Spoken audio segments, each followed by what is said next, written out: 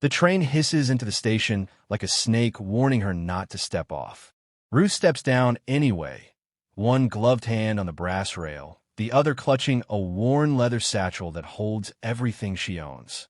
Her boots touch the red dirt of Droughtwell, Texas, and for a second, she just breathes. The air is dry as bone and hot with judgment. Eyes follow her, slow crawling, not the curious kind, the kind that undresses, dissects, and decides you don't belong. She straightens her spine.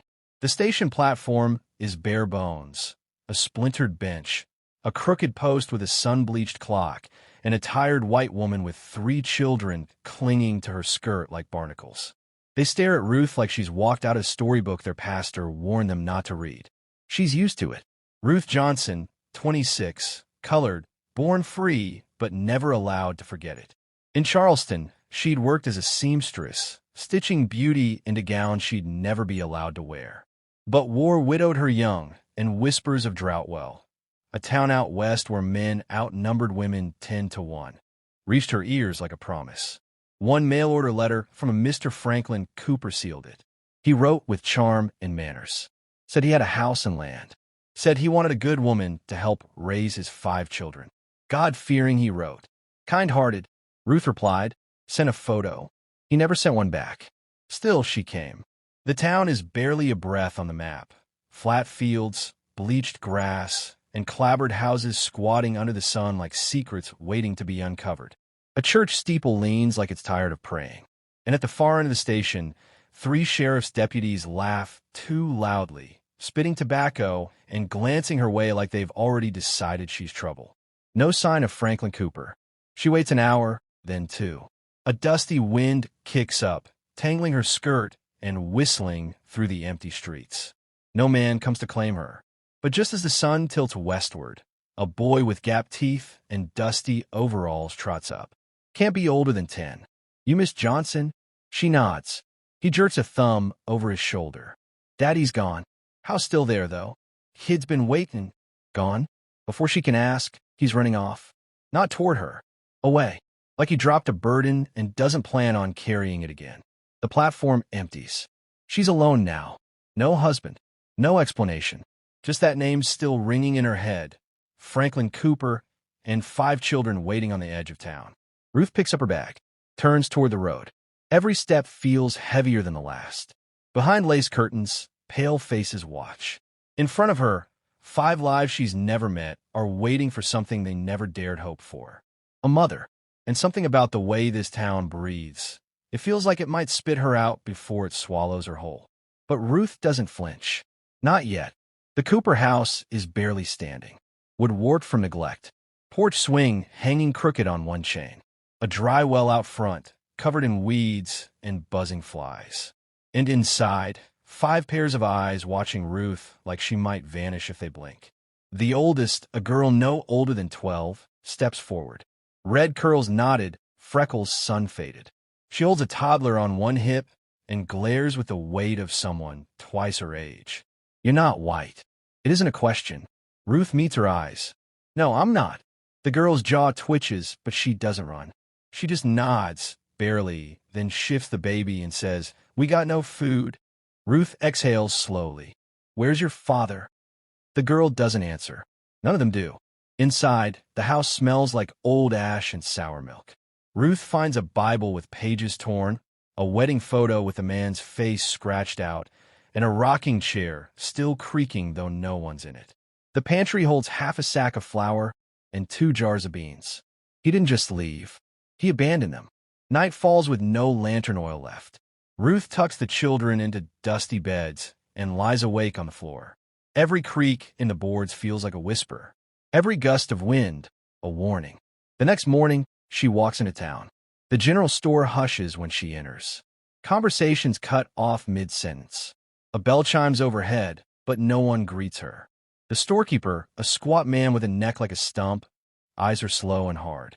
Behind him, a white woman clutches a cloth bag like Ruth might snatch it from her. "I'm looking for Mr. Franklin Cooper," Ruth says. "Calm. Steady." The storekeeper snorts. "Ain't seen him. Maybe got tired of raising mongrels." A silence drops like a stone. Ruth doesn't flinch. He sent for me. I came here by train. He spits into a tin pail. Then I reckon you wasted a ticket. The woman behind her mutters. Nerve of her, thinking she'd be welcomed here. Ruth turns. You think I care about being welcomed? I came for those children, not your comfort. Outside, the heat stings sharper than before. She walks past the sheriff's office, where a man in uniform sits with his boots on the desk and a toothpick in his mouth. Sheriff Ray Danton, badge glinting like a dare. He watches her like he's memorizing how she walks. He smiles without warmth. You the one talking up in the Cooper house? She nods. Well, ain't that something? Colored girl playing house. Don't stir up trouble here. There's no mistaking the warning, or the threat curled underneath. As she turns to leave, his voice floats after her, lazy, smug. Some folks don't know when they're not wanted. Back home, the red-headed girl waits on the porch. Sheriff come by, she says, arms crossed tight. Said he's watching you. Ruth says nothing, but her hands shake as she shells beans for supper. Something in this town is rotting, and the smell is getting stronger. 3 days. No word from Franklin Cooper. Ruth fixes the roof with torn canvas and nails scrounged from a barn. She feeds 5 hungry mouths with cornbread and watered-down beans. She braids the red-headed girl's hair at night, learns their names, Cora, Levi, Jonah, Pearl, and baby June. She teaches them to pray again, not for miracles, but for strength. But the town sees none of that. What they see is a colored woman living in a white man's home, with white children calling her ma'am. And they don't like what they see. On the 4th day, a knock shakes the door. Sheriff Danton stands tall in the doorway, a slip of paper in his hand and 2 deputies at his back like wolves sniffing blood. Got a matter of legal standing, he drawls. Can't have you living here without proof of marriage. I was summoned here by Mr. Cooper, Ruth says evenly. He sent letters. Promised me this home, these children. I have them. He grins like a man already counting his victory. Well then, produce them. She moves to retrieve the envelope from her satchel, but when she opens it, the letters are gone. Vanished. Her breath stills. No wind, no child touched it. She always kept them tied in a silk ribbon under her underskirts. She checked yesterday. Danton tuts. Now, ain't that unfortunate? His voice oozes satisfaction. I reckon without proof, you're just trespassing on property don't belong to you. Squat 10, some might say. Levi appears in the hallway behind her. His lip trembles. He's heard everything. You gonna take her? He whispers. Ruth lays a hand on his shoulder. Not today. She turns to Danton. Franklin Cooper left these children with nothing. You want to evict me, Sheriff? Do it in front of the whole town. Do it while these children starve. Danton's smile fades. Just a flicker, but it's enough. He tips his hat. You've got till Friday. He leaves, boots stomping heavy into the dirt. That night, Ruth digs.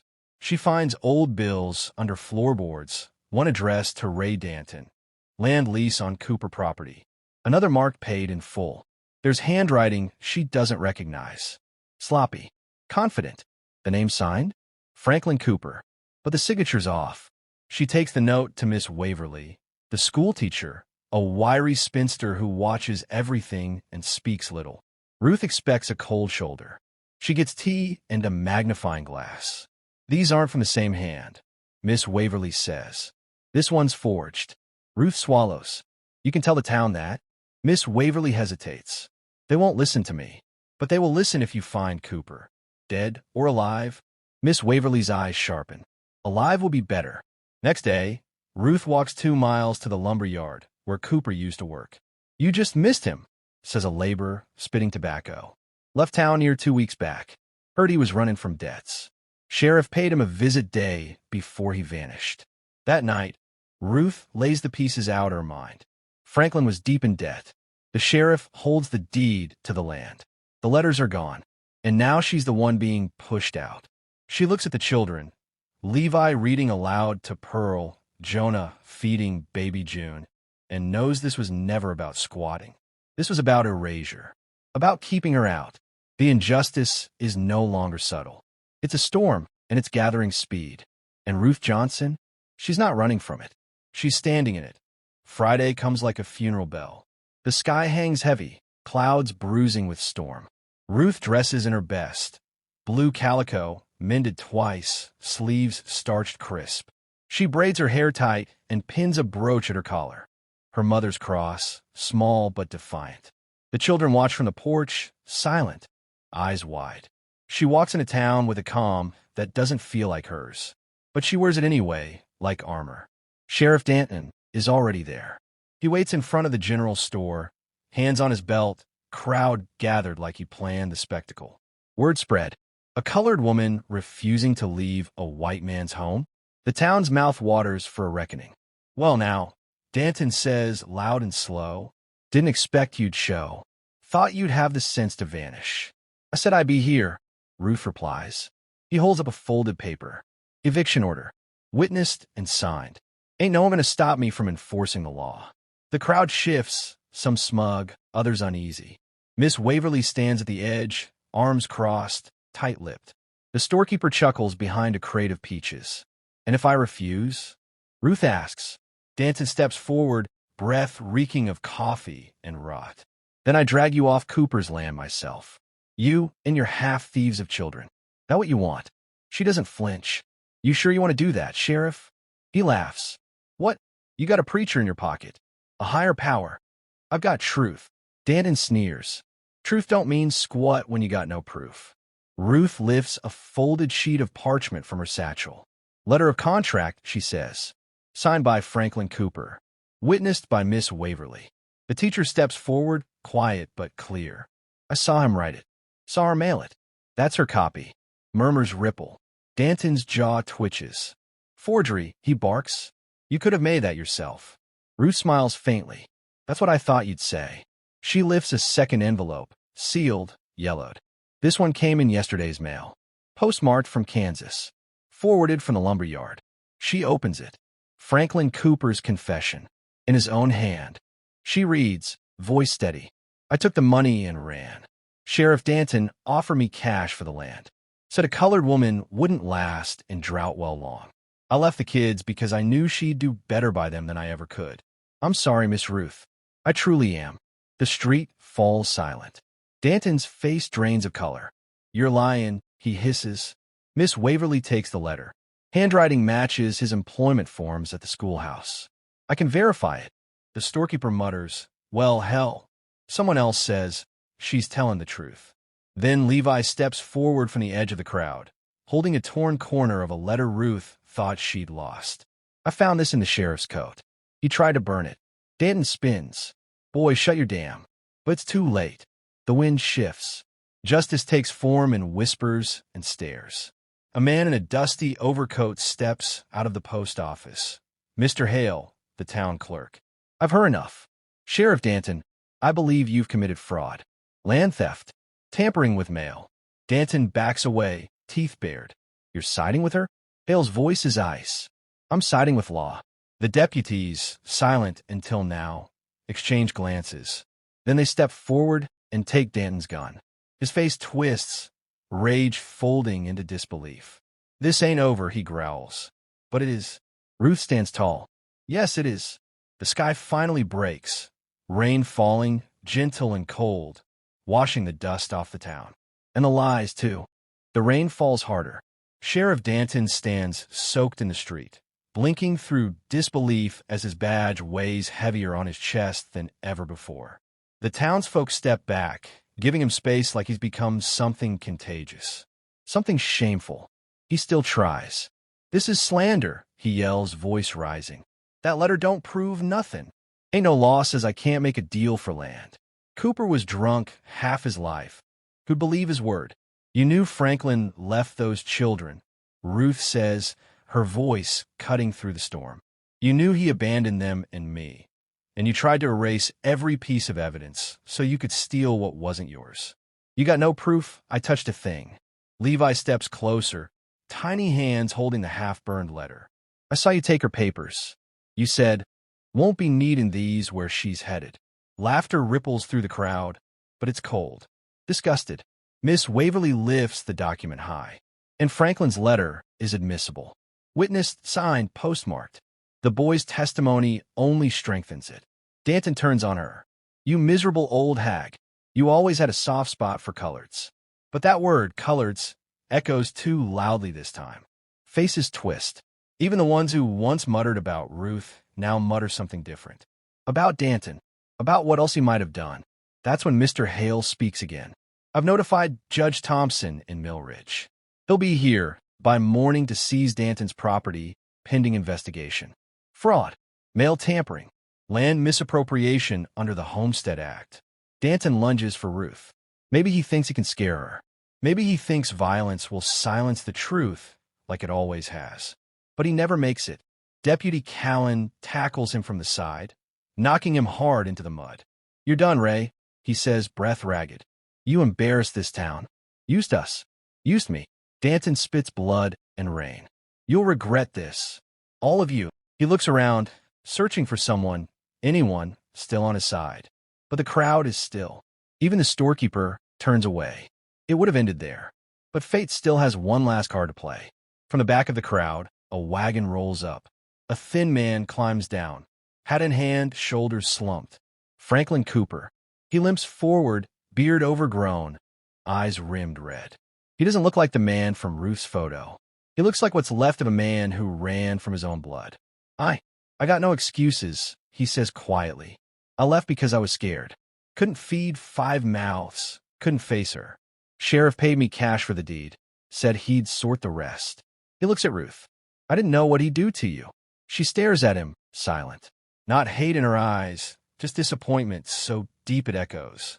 You're going to testify, Mr. Hale says. Franklin nods, defeated. I'll say every word under oath. That seals it. By dusk, Danton is in a cell, stripped of badge and gun. Hale locks it himself. The town buzzes, but not with excitement. With reckoning. People remember things now. Slights. Threats. Deals that felt crooked, but never got questioned. Ruth walks home in the rain, Levi on one side, Cora on the other.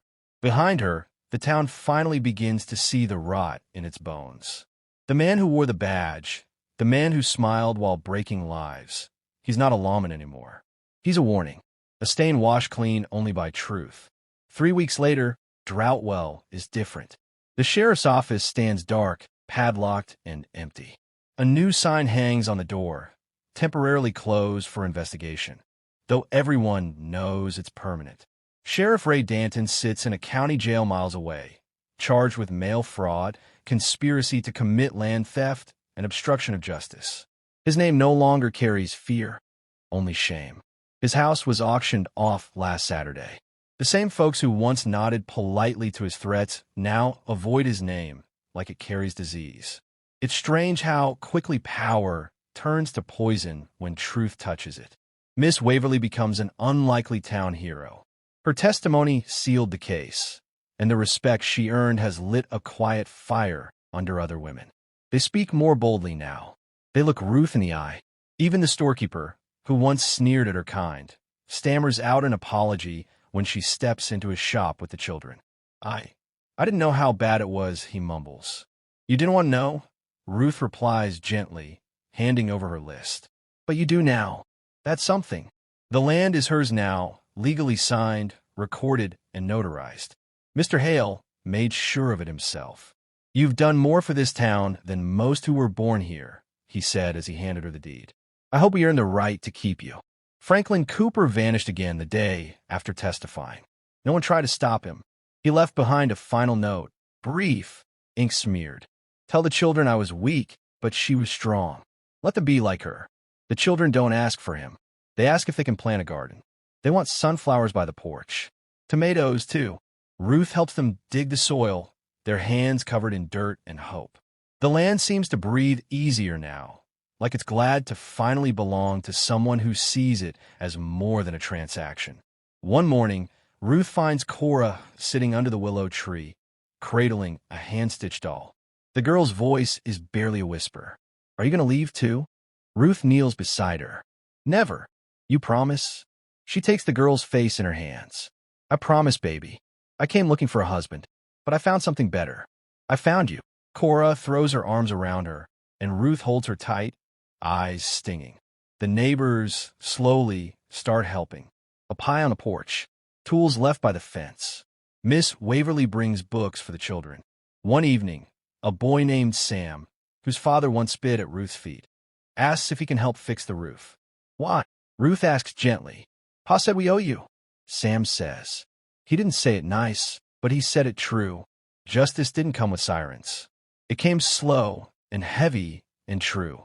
It came in the form of exposed letters, broken silence, and 5 children who now sleep through the night without fear. It came when a woman with no voice dared to speak, and the town had no choice but to listen. Now, each morning, Ruth stands on the porch, coffee in hand, watching the sun rise over land she fought to keep. The wind feels different, softer. It carries voices, laughter, life. She is not just the woman who stayed. She is the mother they needed, the neighbor they never knew they had, and the storm they never saw coming.